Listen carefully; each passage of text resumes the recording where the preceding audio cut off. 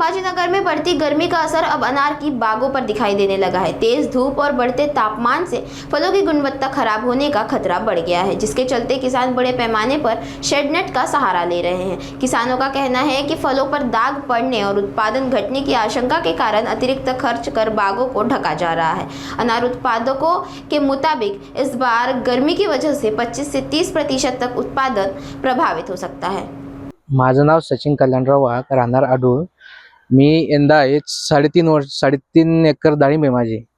तर उन्हाचा पारा वाढल्यामुळे मी हा कापड टाकलेला आहे आणि ते सर बंडिंग येत आहे। अजून हे चट्टी बी वाढतात, हे तेलाचा अटॅक बी जास्त झालेला आहे या वर्षी।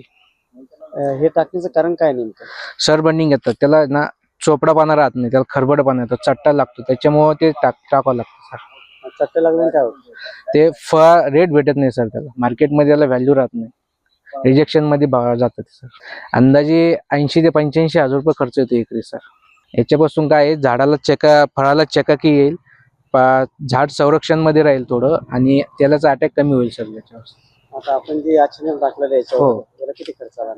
80 ते 85 हजार रुपये खर्च आला सर।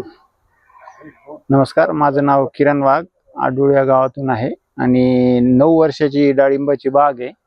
आणि या डाळिंबाच्या बागेला आता ह्या 2 वर्षापासून जास्त खर्च व्हायला लागला। उन्हाचं तापमान वाढलेलं आहे आणि सनबर्निंगचे, झाडाचं आरोग्य, फळाचं आरोग्य या दृष्टिकोनातून क्रॉप कव्हरिंग करणं फार गरजेचं होत गेलेलं आहे। शासनाचं अनुदान असायला पाहिजे, पण ते काही भेटताना दिसत नाही आणि स्थळ पाहणी करूनच शासनाने लगे अनुदान देण्याची गरज निर्माण झालेली, कारण बहुतांश शेतकरी खर्चामुळे ते करत नाही आणि पिकं खराब होत चाललेली आता। बरं, क्रॉप कव्हरिंग केल्यामुळे काय फायदा झालेला आपल्याला? झाडाचं फळाचं आरोग्य चांगलं राहतं, झाडाला आणि फळाला चकाकी चांगली राहते, रोगाला प्रतिकार करतं, हे इतके फायदे आहे। पाणी वाचतं, पाणी पण कमी झालेलं आहे सध्या आता। बरं, दर कशी मिळतो मित्रांनो?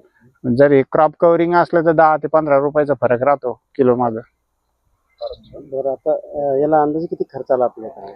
एकरी 80,000 रुपये जवळपास खर्च आला तर। किती एकर डाळी?